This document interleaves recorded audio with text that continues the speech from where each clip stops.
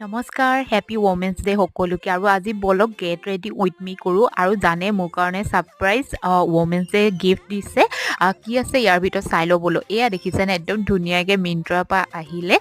ধুনীয়া এটা T shirt বহুত ধুনীয়া হয় গ্ৰীণ কালাৰ হয় আৰু বেগী টি চাৰ্ট হয় বহুত ধুনীয়া দেখিছেনে বলক ষ্টাইল কৰোঁ ইয়াৰ লগতে এয়া দেখিছেনে ইমান ধুনীয়া লাগিছে এনেকুৱা বেগী টি চাৰ্ট বহুত ভাল লাগে আৰু বহুত ধুনীয়া লাগে